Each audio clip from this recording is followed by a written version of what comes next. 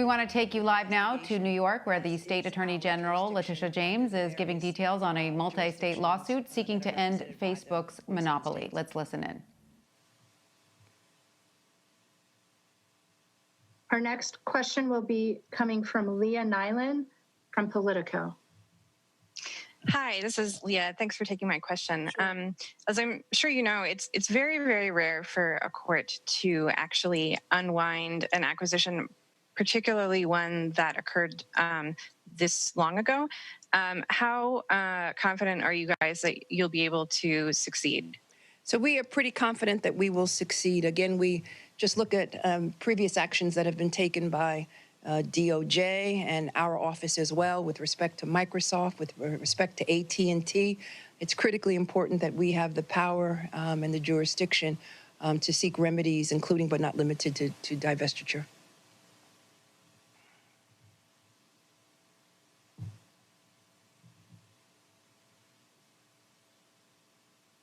And next up, we'll have Shannon Bond from NPR.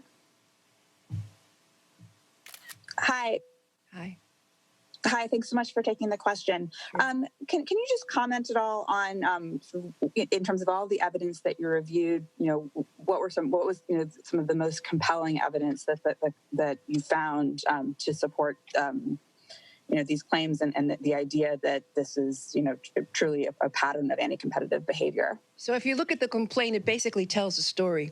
It tells the story from the beginning, the creation of Facebook at Harvard University. It tells the story of the acquisition of some companies, but two companies in particular that we highlighted, WhatsApp and Instagram.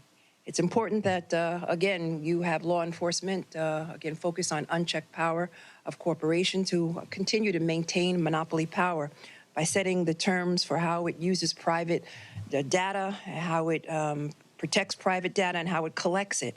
It's also important that if you look at the complaint, it goes on to speak to their efforts to suppress innovation, to cut privacy protections, to monetize data, which is how they make money, to reduce investments.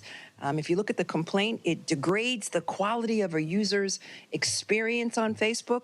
And for advertisers, they are subjected and have been subjected to higher prices and to less transparency. And last but not least, it neutralizes small businesses. So it's important that consumers understand. A significant number of consumers and users are totally unaware that Facebook owns WhatsApp as well as Instagram.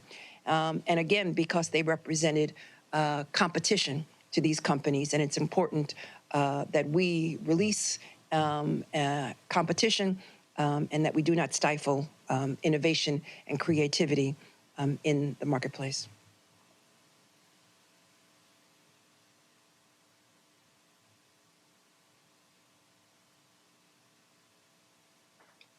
And our last question for today will come from David Shepardson, who comes to us from Reuters. Thank you for having this press conference. Two-part question. One, did you engage in any settlement talks with Facebook in a bid to try to get them to divest either WhatsApp or Instagram?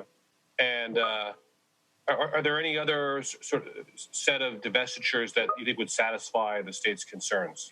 So I thank you for the question, but I'm not going to negotiate in the public.